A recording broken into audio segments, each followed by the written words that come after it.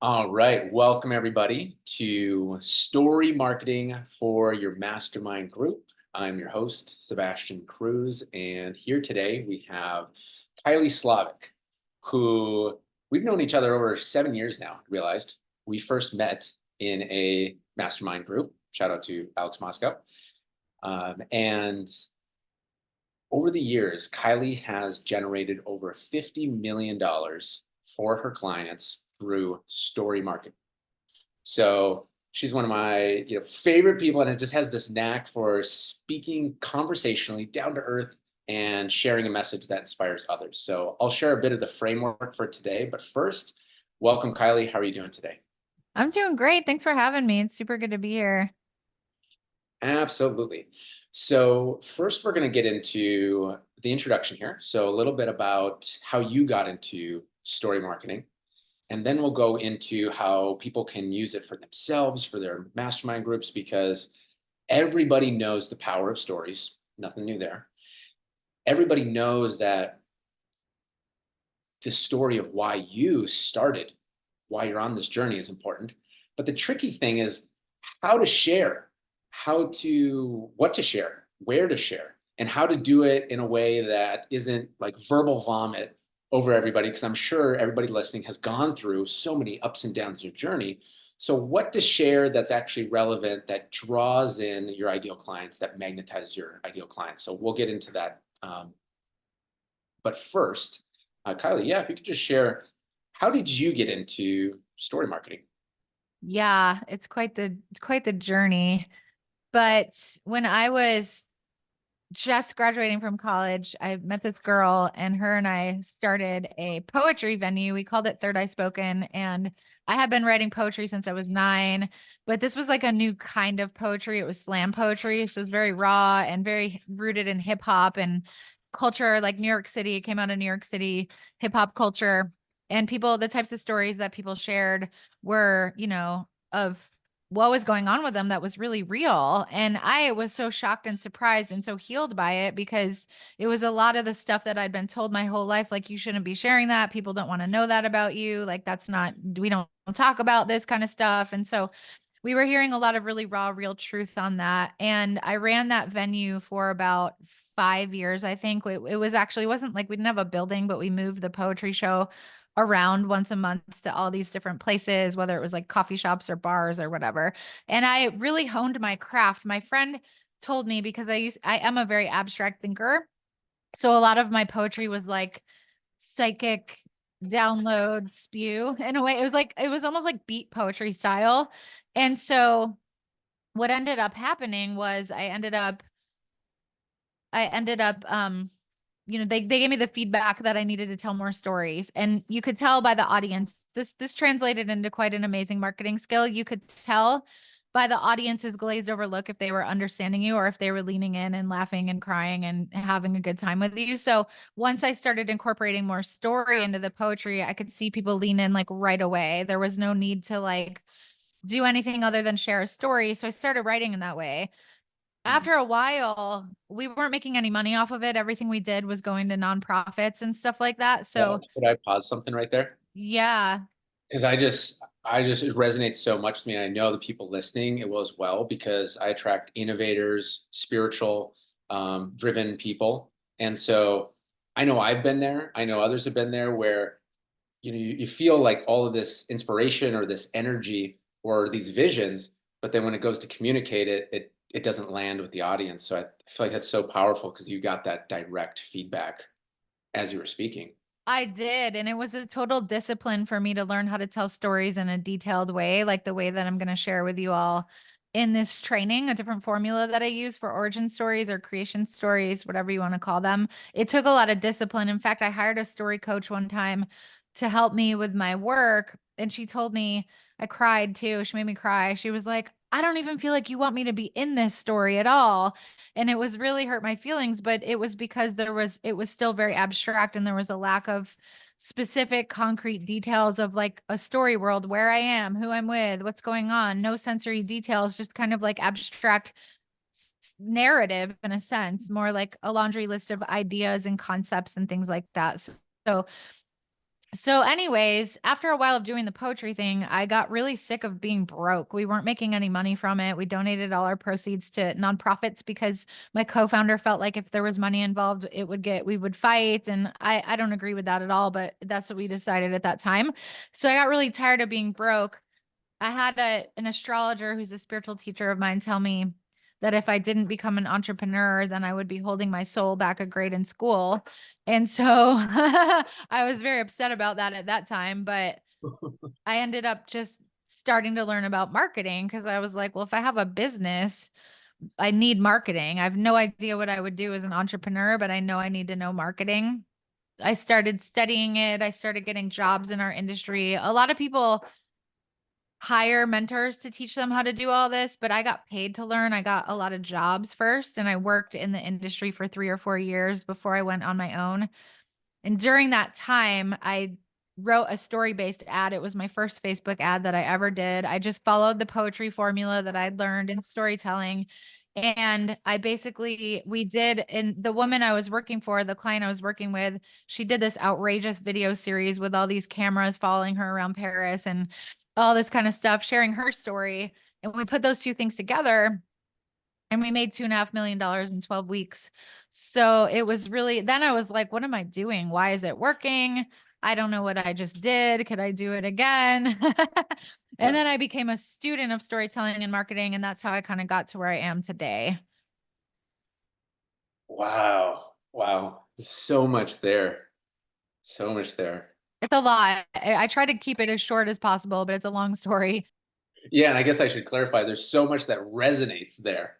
That is just so, yeah, the whole having a mission, having a calling, sharing the spoken word in the poetry, sharing, you know, your journey, and then also resonating with the audience, and then getting to that point where it wasn't making any money, and the different beliefs that came in, like you mentioned with your partner, and yeah, the spiritual mentor saying like, "Hey, if you don't get this right this time, you're just gonna have to come around basically and do it again." Yeah, totally. And I was like, I'm not into that. Yeah, she always talks about, she's an astrologer. So she always talks about in the Piscean age, which was the last age, it made more sense for spiritual people to go into caves and be monks and meditate. But in Yep. the Aquarian age, they're more supposed to be out in the business world. And she talks about that a lot. So she was like, you'll be seeing a lot of your old buddies in the business world. It was really funny. I love that. So before we go into follow this wave into the framework that you have in the method, first just have a question is where do you see, kind of like that money mindset type belief of like you had shared on one extreme, it's like, hey, if we do anything spiritual, anything purpose driven, anything mission driven, like the money can't be there. Basically go in a cave and be you know, shut off from the world. How do you see it now with, Hmm. sharing your mission, sharing your story, making money, Hmm. finding a service? Well, I did have like a thing with money and I was poor for a long, long time in my life, especially in my 20s. And I did kind of have that belief system of like my life is about spirituality. But along the way, especially when I did that ad campaign and I saw how much value that was happening there, it wasn't just about the $2.5 million. It was about the 200 people that came into this program and had their lives changed. And also the value that I was adding to my client's life and her clients' lives. And then from there, I was like, you know what? I should be paid a lot more for this. And I just negotiated a really great salary and back end payments. And I just never really looked back from that. Once I really saw the value of what I was doing and the value I was giving to other people, I basically feel like if you're making money in a legitimate, conscious way, it's equal to the value that you're delivering. So Mm, that's kind of how I see it now. And so now I don't have a problem with it anymore. I definitely do not have a problem with it today. yeah, absolutely. All right. Well, thank you for sharing that. I feel like it's something that bumps up for, a lot of people that are fueled by their spiritual mission. So I feel like it's always good to hear it from different places, different faces. Absolutely. Yeah. So then in terms of story marketing with your method, um, yeah, if you want to lead the way and share, where would you like to start? And I'll give a few prompts and then whatever you feel is best, Yeah. whether, Okay. um, maybe it's a person identifying their story or out of all the things that they've been through, what is relevant. Like you told a very precise, and there's so many notes for me at least, just resonate, resonate, resonate. So very masterfully done there. How can a person choose that window of their life that makes sense to share? Yeah, you really want to match the internal transformation of your audience.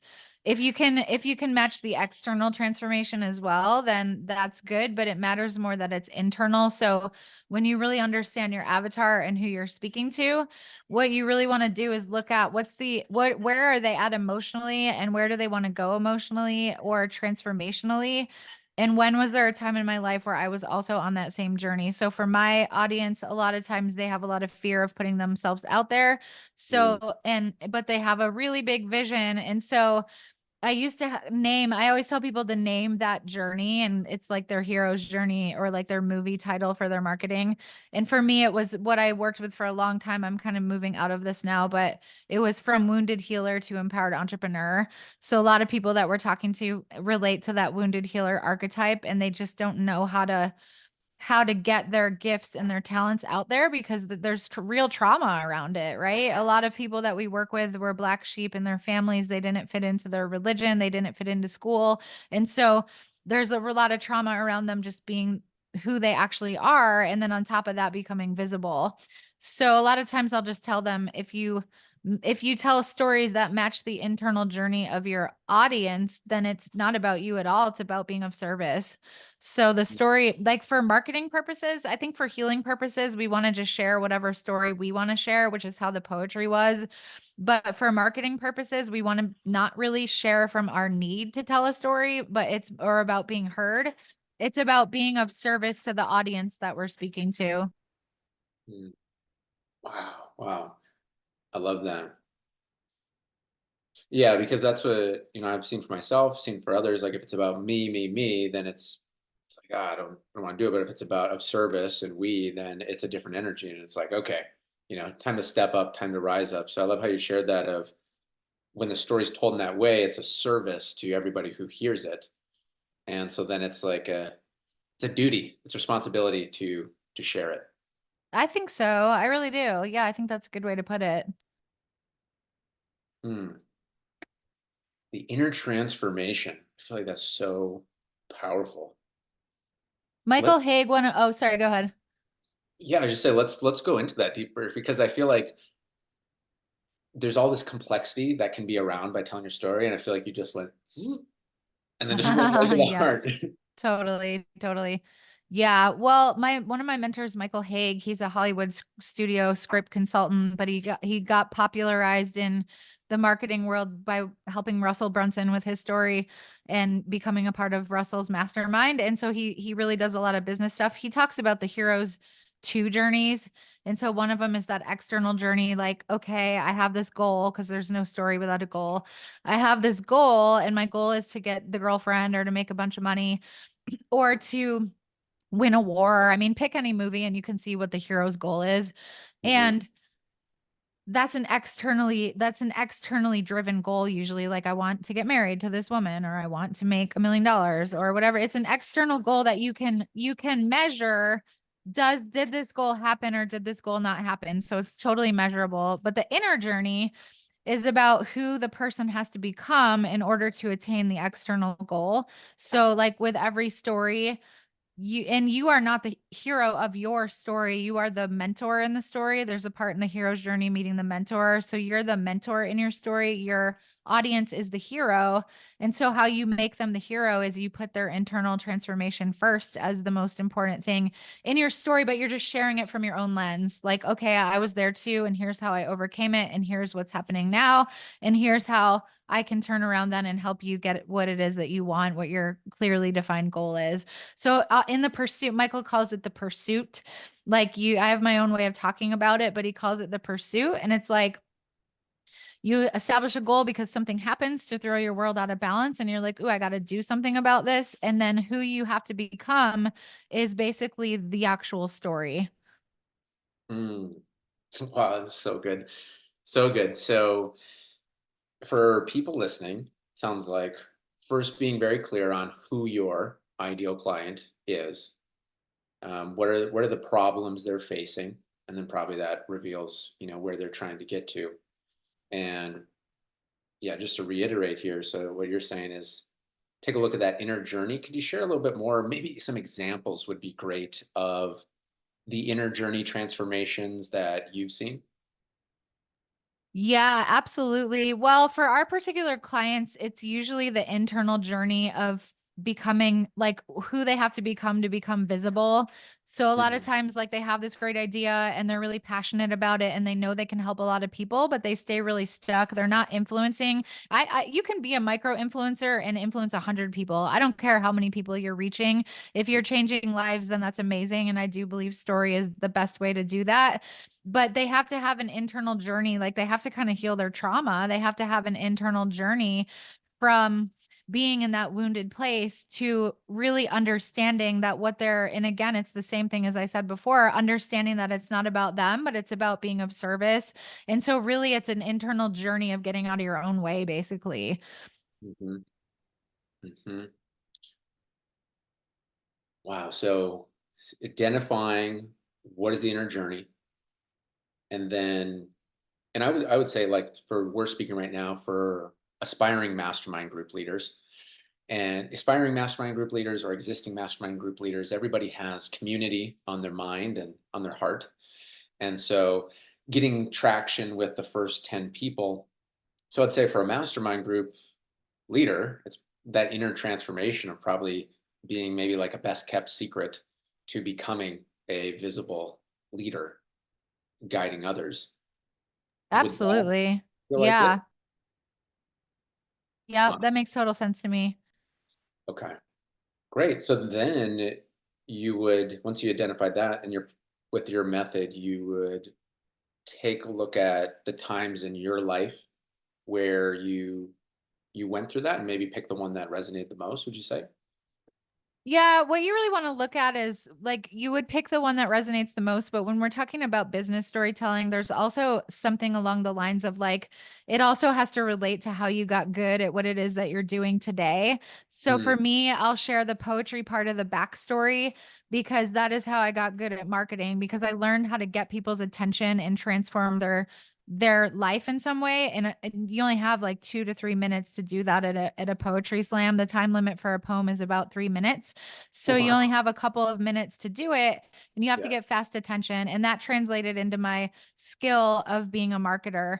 But also when I share the part of the journey of like being super broke and being tech challenged and being traumatized and not really knowing how to get my message out there and not knowing how to communicate, and then I go all the way to like, and now here's the results that I've gotten. Here's the results I've gotten from my clients. And oops. And I've stayed, sorry, I muted myself. And I stayed aligned with my values as well. And I think that's super important to my audience. So, like, I choose the framing of my story based on where I know they're at. They're insecure. They have a huge gift and they just don't know how to bring it out and they're scared and they feel like everyone's going to criticize them or they're not going to get any traction. And so I just talk about when I used to feel that way and how things are for me now, and particularly sharing some steps along the way, not just saying like, "Hey, I used to be awful and now I'm awesome," but like Right. Right. one of my favorite storytellers is named Jonah Sachs, and he wrote a book called Winning the Story Wars, and he talks about when you're telling stories to your brand hero, you don't want to tell them that they're great. You want to tell them how they can become great. And so you also incorporate it into your story. You also want to show the steps that you took to get there so that they have something they can sink their teeth into so they can go repeat that process. So that's another important aspect of it. Mm, I'm just soaking it up like a sponge. I feel like this is going to be something I'm going to come back to quite a few times because there's just so many layers to this, so much gold nuggets. Thank you. Yeah, I appreciate that. It's fun. It's a really great topic. I love talking about it. Yeah. So let's see here. So we've got the ideal clients, we've got the problems, we got where they want to get to, and really noticing who is the inner transformation, the inner journey that they've got to become. Then you're saying take a look at our own journey and see which one resonates with that. And I heard, values. You stayed true to your values. You went through the, pain. You got the things that they wanted. And of course, it's like there's an art to making sure. I almost see it as like maybe check boxes. while still being Yeah. completely true. Right. Not making Exactly. anything up. Yeah. Okay. And yeah, I think maybe if you could share to maybe once a person really has an idea of that story that they can share. And I think it's so cool that you did the poetry because it's just like training ground, you know? It was, yeah. And I had no idea that it would be. And especially at that time, I was so anti business and anti marketing that I would have never thought that what I was learning was a marketing super skill, you know? Super skill. Yeah, absolutely. Okay. And then say a person has those things, together. And I would say too, it takes repetitions. It takes saying it in front of people, saying in groups of people and getting refined, just like how you were going through your, boot camp, speaking it on stage. Um, was there any resistance to you of sharing certain things, or was it, yeah, what was that like process? Was it like layers of being more and more comfortable, sharing the hard hitting points of your story? In the poetry world, not at all, because you were actually kind of the more vulnerable and transparent that you were, the Mm, more reward. That's kind of what really competitive aspect of it. Sorry, I think I just had a Wi-Fi glitch there. But basically in the poetry world, you really got rewarded mm, through winning the competitions and also through getting the most applause and getting the most, positive response if you really got raw and real. In business storytelling, it's slightly different. Like you can share your trauma and your drama, but you want to kind of dip in and out of it really fast because there's a part of the brain that cannot tell the difference between a story and reality. So if we bring people into a traumatic state, we have to be extremely skillful that we can bring them to the other side of it. And I don't know if everybody is in a place in their storytelling skills where they can really do that. So basically, what I say is like I had a 20-year struggle with addiction. And so I might talk about that a little bit, especially if I'm talking to an audience that has a background like that.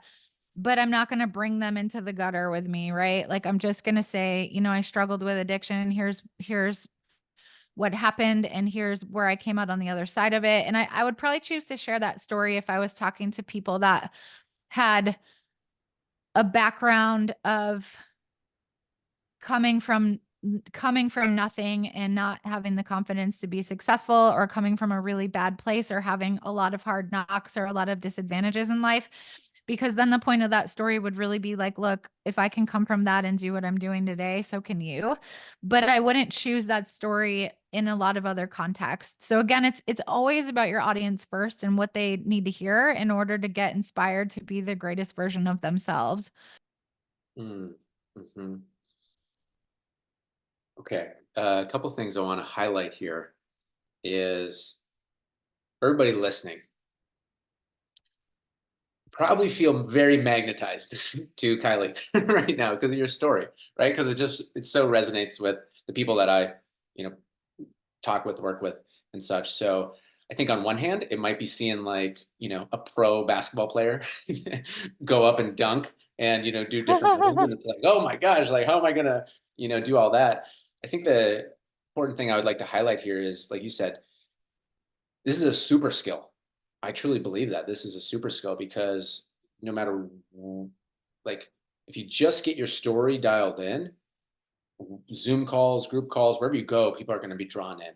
And I believe you don't really need the fancy marketing mumbo jumbo type of stuff that is usually doing all these things to manufacture trust and connection. It's like this is a super skill. So I feel like even just 1% better at, a person telling their story pays big dividends, and a little bit here, a little bit there, a little bit here, and it just builds on everybody. So I would just say that is if there's even one takeaway that a person can take from here and then implement it on that next time you tell your story, I feel like it'll be very valuable. Absolutely. Yeah, I think so too. hmm And yeah, that's so interesting with the if you're gonna what parts of your story to tell, and I think that's for people who are instinctive and intuitive, sometimes it'll feel right to share that, and other times Yeah. it won't be. And then the part of, you know, telling them the low point, but not like dragging them through the drama, like you said. Yeah.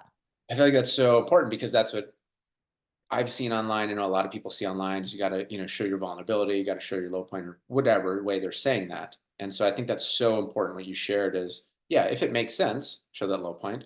Um, and I really like how you shared. It's like, it's almost like from a coaching facilitator perspective. Like you don't want to just bring somebody in a therapy session down to the low point and say, all right, see ya next week or whenever. That's exactly what it is. Yeah, that's exactly what it is. And when you say vulnerability, I've made a distinction over time just because people misconstrue what vulnerability means and they think it means like overshare and share my deepest darkest things that have ever happened to me, but what I really look at with storytelling, especially after I saw that happen so often, is like what we want to be sharing is actually our humanity. So what is our human side? And then when we think about that, it's not so like oversharey, right? Because our common humanity might just be like a story about your brother or something like that. There's this one guy who had a really successful TED talk and he opened it up with a story about his grandmother. And when they asked him why he did that, he said, because everybody has had a grandmother or does have a grandmother, so everybody can relate, right? So it doesn't necessarily have to be this big drama, crazy story. Sometimes that's okay. But my friend Jeffrey says he's a great storyteller. He always says you don't have to have a Mount Kilimanjaro story. You don't have to be Wim Hof and run a marathon with 26 miles without any water or anything like that for it to be a good story. Wow. Yeah, let's spend some time on this. So powerful. So instead of it being about being vulnerable, it's sharing your humanity. Yep. So powerful. Yeah. And that's just what's relatable about the story. And there's definitely ways that you can share that humanity. One of the steps that I have in my storytelling formula is something happens and you make a decision and there's a defining moment that happens. Usually some external force comes in and shakes you up in a way that you don't like it. And so you have to make a decision of like where to go to rebalance your world from that happening. And then you kind of go on your pursuit or whatever. But then I kind of work backwards with the story. So then before you share that defining moment and that decision, you also share your backstory of how you got there. So for me, the backstory is the poetry part. And it led up to where I had a defining moment and a decision with that Cherokee medicine woman astrologer. That was a defining moment. And then I made a decision around it. So that's really the beginning of your story. But then you work backwards and you're like, what's the backstory? How did I get to that decision? And that's where you get to share a lot of your humanity. Like I could have also said if I was really wanting to share my humanity with the poetry aspect, I probably would also share how nervous I was up on stage, what it felt like when people just looked at me like they didn't understand what I was saying, because everybody has that fear of public speaking and everybody knows what it feels like to be in front of a group of people and feel like you don't know what you're saying or you're uncomfortable. And even if people haven't had that experience of speaking, they know what it feels like, even to speak up in a meeting or something like that. So if I had wanted to even be better with that story, I probably would have added that layer to it. Mm.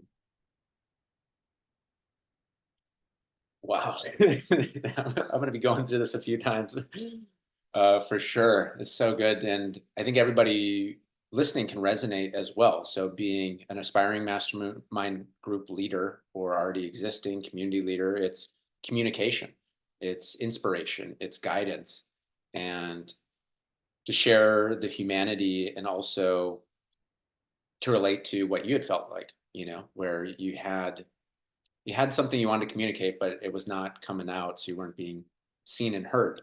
Totally. Mm, wow. Okay. So then now a person's getting more clear, and I would imagine I kind of see it as like it's foggy, and then it gets a little bit more clear, a little bit more clear. It's getting more refined their story and how to tell it. Um, one thing before we get into where to share it, like social media and such, can you share one thing on if a person says, well, I've told maybe they are pretty dialed in with their story and they're like, you know what? I've said it so many times, I'm kind of bored saying it, or, what if they've heard it before? All that type of stuff. Can you speak to that belief. Yeah, I mean, for those of you who are familiar with Brendan Burchard, and you probably are, how many times have you heard his same story over and over again about his car accident? He still leads with that story at all his events, and people don't get sick of hearing it. I actually, and first of all, if you're tired of it, I don't really care because it's not about you anyways, like it's about your audience. So do I get tired of telling the same story over and over again? I can at times, but then I have to think about my audience, but also like on to play devil's advocate to my I don't care statement, another thing that you can do is you can just change some of the details a little bit. So sometimes I might not talk about the astrologer and that turning point. I might talk about a different turning point or a different defining moment. So you can switch it up a little bit depending on who you're talking to. But in general, repetition breeds trust. So if people hear you say the same thing more than one time, they tend to also believe that you're telling the truth about other things. So it does actually end up being a good thing to share the same story, because then people just automatically in their little brains go like, oh, this person must be telling the truth because they're telling the same thing they told last time. Mm. It's one of the things I like about your style. It's just like, bam. That same spiritual teacher told me one time, I told her that I was really bored with my life, and she laughed so hard. She's like, who cares if you're bored? Like you're putting in the reps, like you're doing what you're supposed to be doing spiritually. So why does it matter if you're bored? And I was like, oh, okay. So, so I kind of like that, like stayed with me, I think, in some Mm. ways. Hmm. Yeah, and there's a quote I heard once upon a time is that boredom is required for mastery Yep. because Yeah, if we're doing the reps, there is going to be a part where we've done this before. Well, yeah, that's what I have to remind myself. That's what it takes to keep developing the mastery. absolutely. Nice. Okay. So, yeah, so now a person has an idea of that story. And one thing I'll just share for myself, because I was pretty blocked on that for a while. I didn't want to I didn't like repeating myself, but then I had to reframe it to exactly what you said.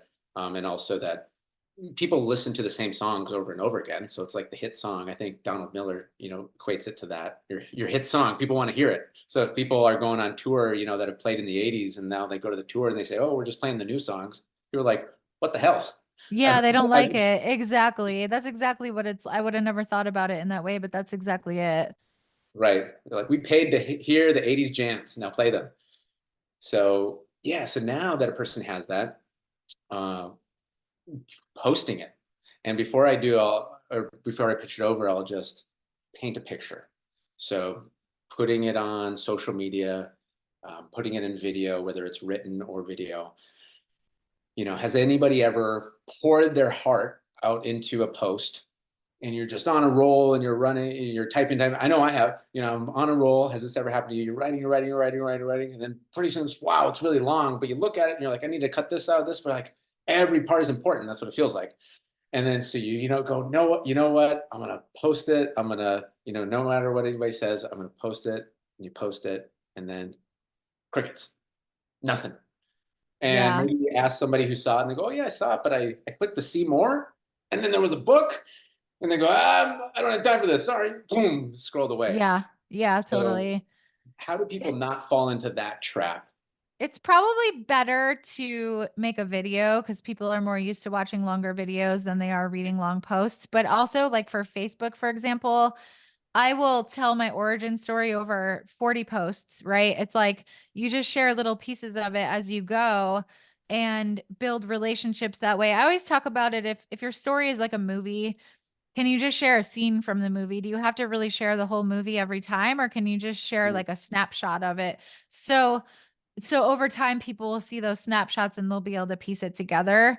If you're doing like a podcast interview, or you're making a video, or you're doing a webinar, or you're doing an about me page on your website, you can go longer. So people always ask me on a podcast, what's my backstory? And I might take 5 minutes to share it. If I'm mm, on a webinar, if I'm giving a webinar, I'm probably going to share it for like 15, 20 minutes in the beginning of that webinar.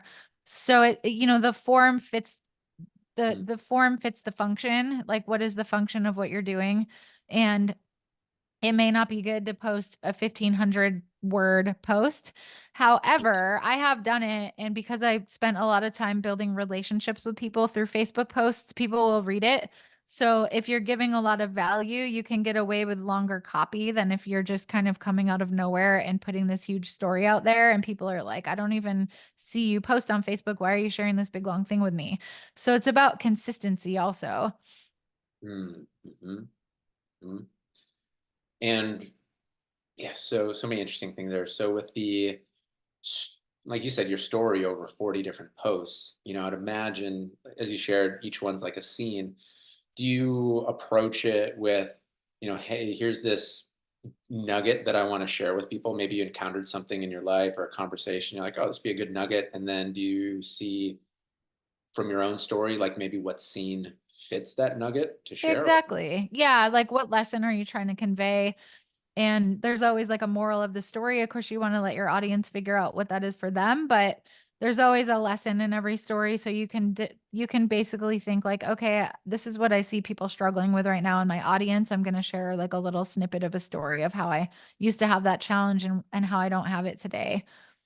Hmm, awesome. So put you on the spot here, if it's okay. Do you have an example that comes to mind? Like you don't need to pull it up, but just conversationally of, yeah, maybe like a little like a nugget that you shared in a post that had a scene.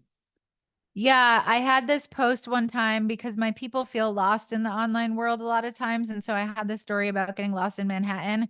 And I had, which is Nice. not a fun thing to do. And I had smashed my phone. I was at a conference in Staten Island and I broke my phone. And if you want to know, I mean, think about how impossible it is to get around without your phone and then put yourself in New York City. Yeah. So this guy he got me on the Staten Island ferry. He walked me to a cab driver, told the cab driver to go to the Verizon store, and he dumped me off somewhere. And it wasn't the Verizon store at all. But then I tried it. You can't get an Uber, you can't get a taxi without knowing where you're going. And if you don't know where you're going, you can't Google it. So he dumped me off somewhere and it was the wrong Verizon. There was nothing there. So I walked up and down the streets of Manhattan and it was getting dark and I had no idea how to get to my hotel from where I was. You can't, you can't ride a bus. Like if you don't have cash, you can't get on public transit. So anyways, I was walking around for like 2 hours trying to ask people how to get to the Verizon store. Anyways, finally I did get there. Finally, after like 2.5 hours of crazy New Yorkers sending me in all the wrong directions. And I finally did get there and get a new phone, but I would go into great detail about how lost I felt and how confusing it was. And then at the end of that story, I was actually promoting a program and I was talking about how the most important thing when you're lost is like when like I can't remember exactly how I tied it in, but I basically tied it into people feeling lost in the online jungle and then what are they going to trust? They're going to trust a story. So people need to kind of share their story. So I'm doing this upcoming webinar, but that was a story I shared that was a challenge and I overcame the challenge and it was scary and it was very human and people relate to it. And I tied it back to like what they're going through. But as you can see, it wasn't like a big trauma drama story. It was just like, hey, I got lost in New York and it totally sucked. And people can feel that like Yeah. anxiety of what it would be like to be lost in New York with no phone. Cause it's like, they know if they've been to New York, they know how it is there. They know how the people are, they know how hard it is to get help. And so so that was one post I did to promote a webinar that we were doing. It worked really well. And it was long. It was probably like 1,200 words. Wow. Yeah.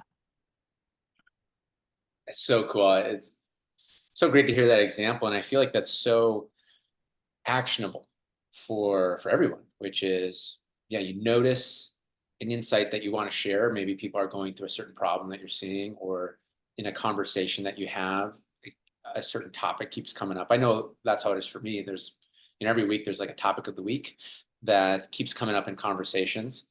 And so then to, yeah, share that based on a scene of your own story, that's so actionable, practical. Yeah, totally. So you can just think of times in your life where you felt like what was going on at that time. I might share the part of my story about the Cherokee medicine woman astrologer lady talking about how in the Aquarian age versus the Piscean age, what you would want to be doing in business. And so And so that could be a part of my origin story, but it's literally just to share a micro lesson about how if you're a spiritual person, you're supposed to be in the business world right now.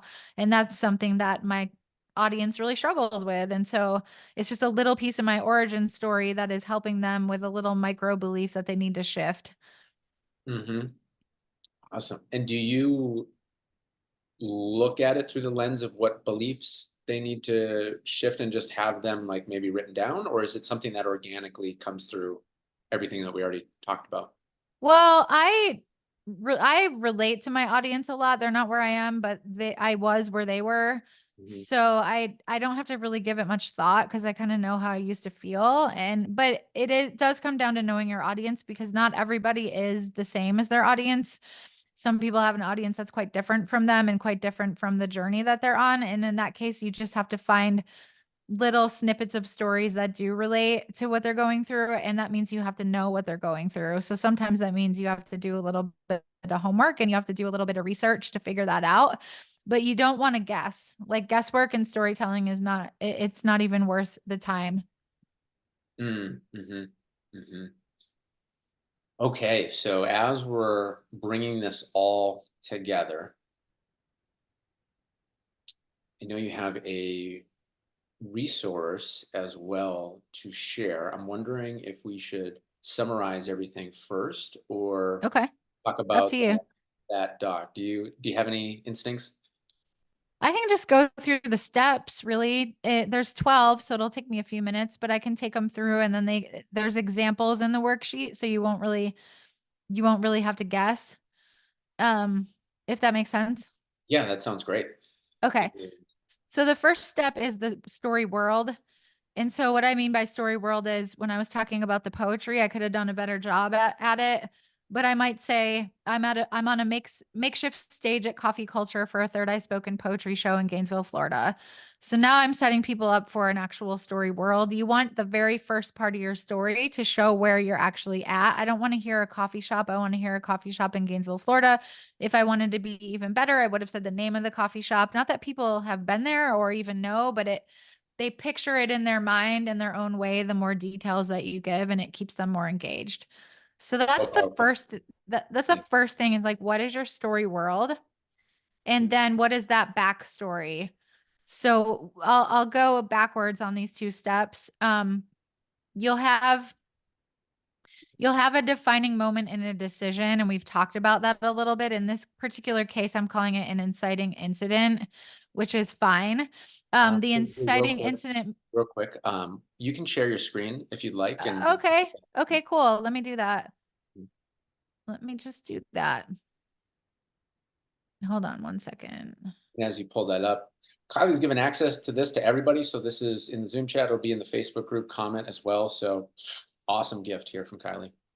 Yeah, so there's an inciting incident, and what that means is like for in these examples, like William Wallace's wife was publicly killed in Braveheart. And before that happened, he didn't want to follow his hero's journey of becoming a warrior.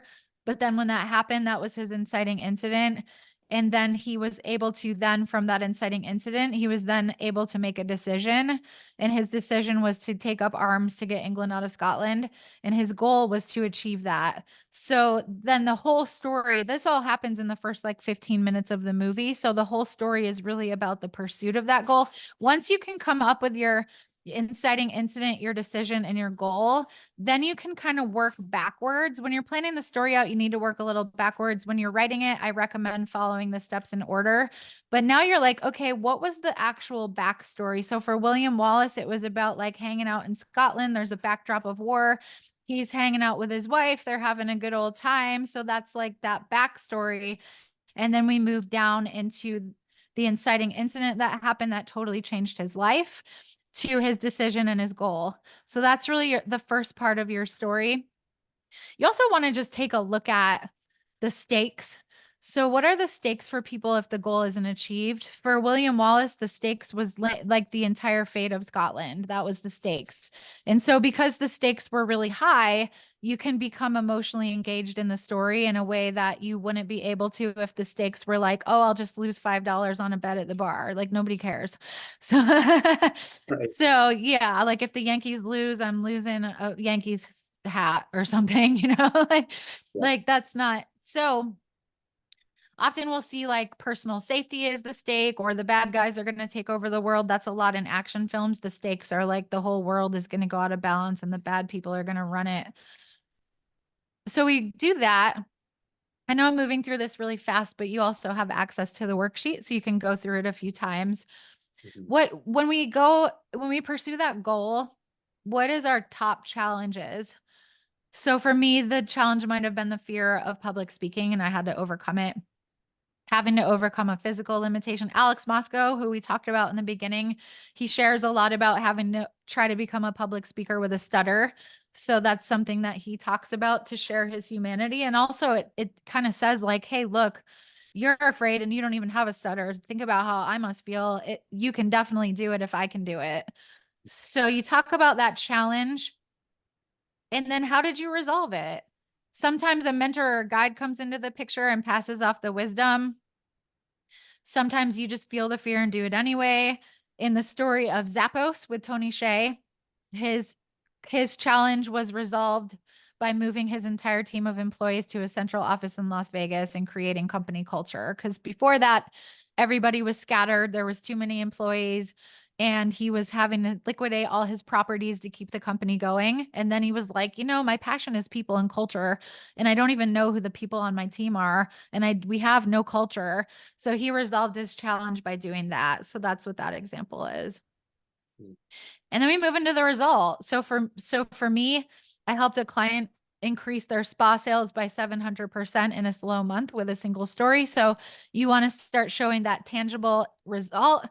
You can also talk about sort of the internal changes that also happen. So we talked about that a lot earlier, so I won't kind of get into it. But now that we've shared our story, it's better to share our story than to just talk about our products or services. But then when we share our story and we build up all this trust and we build this rapport, which is the purpose of the story, to make the selling a lot easier, people will still say, okay, that's great. Even when you make the story about them, they're still going to doubt you. They're still looking for a reason to say no. So I added this to the creation story process where now you want to share the why that drives the work that you do today. So for me, the work I do is really about shifting consciousness. Like we teach people how to do launches and we teach them how to do social media. But it's really because I want to shift the consciousness in what people are seeing when they log into the internet, because I know that will change the world. So if I tell people like, hey, I'm teaching you to make money, that's kind of not really the best why. It's not the deepest why. It's a side effect of the why, but it's really about consciousness raising. And so when I share that, it takes me out of the I part of the story to the we part of the story. Barack Obama, like him or don't like him, he did this very masterfully in his campaign. Like he made the whole he shared his story, but he made the whole campaign about us and we.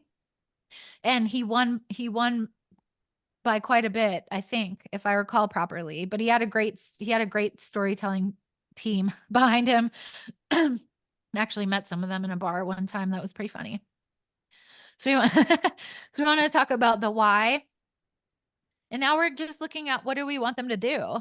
So this is a marketing story that we're talking about today. So after they hear your story, do you want them to click? Do you want them to opt in? Do you want them to buy? Your stories don't always have to have a call to action, but certainly you would want them to in some cases. Mhm. So what do you want them to do? And this is the last step. How can they do it? Just like click, enter your name, fill out a form, attend a free event.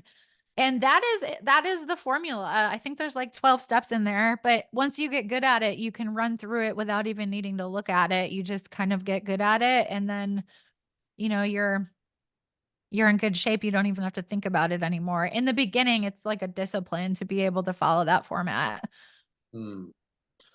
Well, thank you for sharing that. That is huge value. I mean, I know Thank that you. people would easily pay for that. So that link is going to be below this video. And the combination of being able to go through this recording, with that again and again together is huge. So yeah, thank you for sharing that. It just, again, makes it, I mean, for me at least, like makes it very practical and step by step. And it doesn't have to be perfect the first time. The way I see it is like, you get it all out there and then you just keep refining and then boom, it's like a lighthouse magnetizing people. Absolutely. Yeah. Love it. All right. So if anybody has any questions, you can go ahead and put them in the chat here.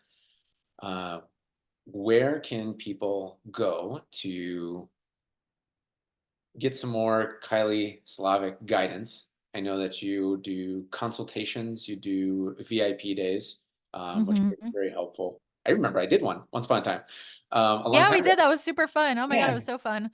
yeah. Yeah. So They can super, go. Oh, sorry. Go ahead. I'm gonna say it's super helpful to.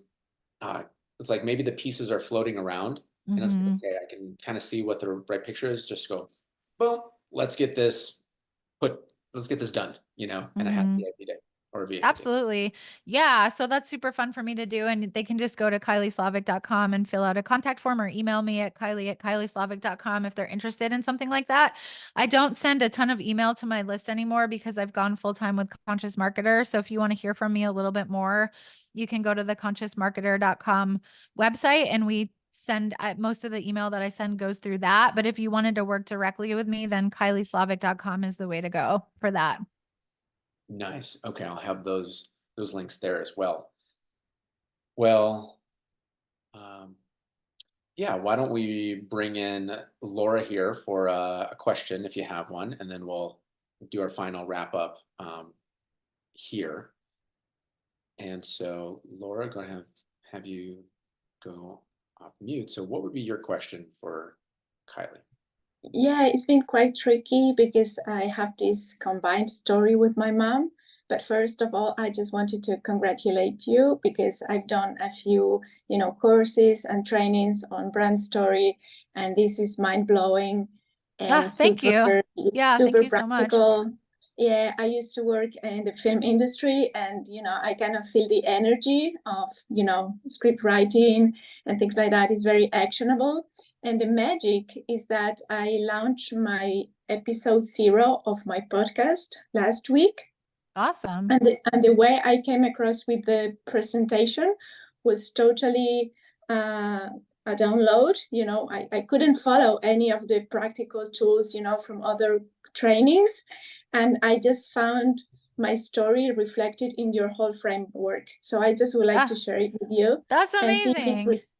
and see if it really conveys, the power that I want to share. Uh, just having this combined story with my mom, because I think that everything is so individual, and I just like, what you mentioned Hmm. about Barack Obama, about creating a movement and implying other people in your story and things like that. Yeah. So Yeah. what I did was to set the stage at my great great grandmother's kitchen, and saying that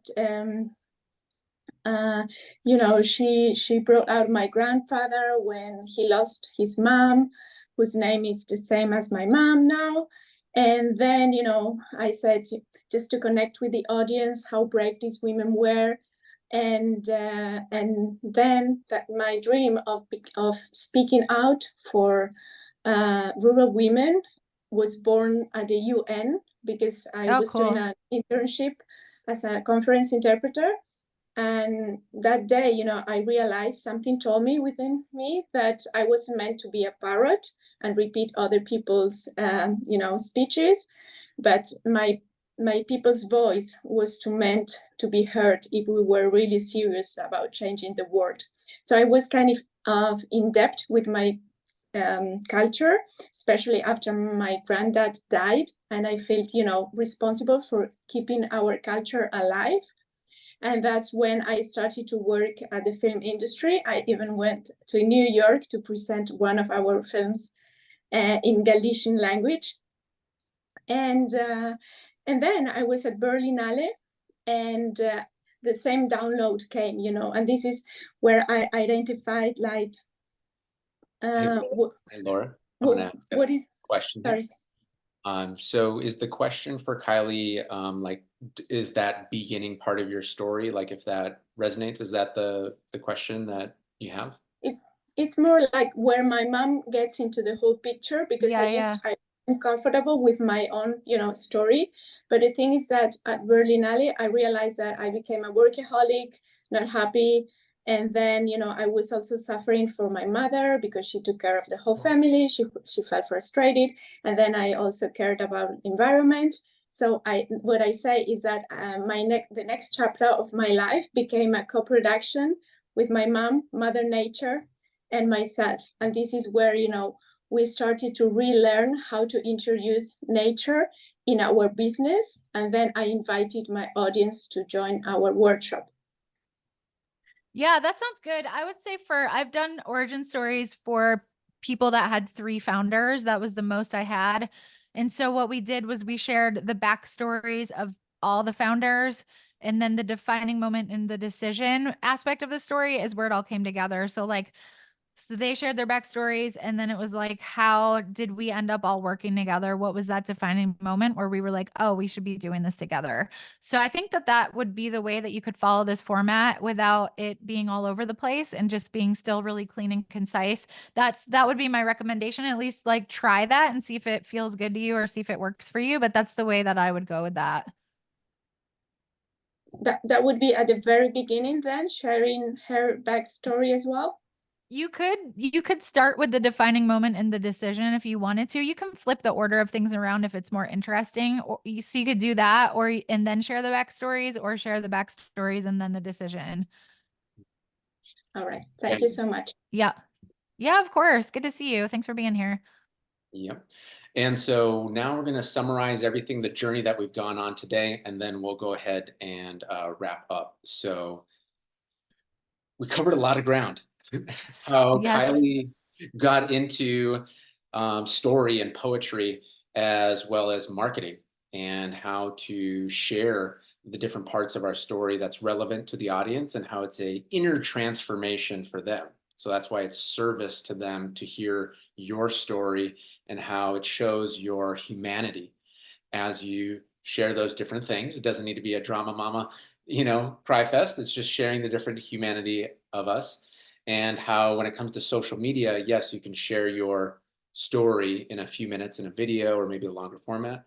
But when it comes to posts, having bite-sized parts of your movie, if we look at it like that, and each post is a scene sharing a certain nugget, is very practical, very useful. And then Kylie's 12-step framework that you can plug into is so great. So thank you so much, Kylie. This has been amazing. And so Yeah. Thank you. is there a final word or parting thing that you would like to end with today's call? Yeah, you can't really do it wrong. Like it's better, they say in writing sometimes the shitty first draft, like just get it out, just get it done, just, get it on paper, get it on a video, and then you refine it from there. Just like with my poetry days, I got audience feedback. And so then I was able to refine. So just put something out there, see what people say and think, and then refine it from there. But just make sure you do it. Don't sell yourself short and not put your story in your marketing. Boom. All right, everybody. That has been Story Marketing for Your Mastermind Group with Kylie Slavik. Thank you.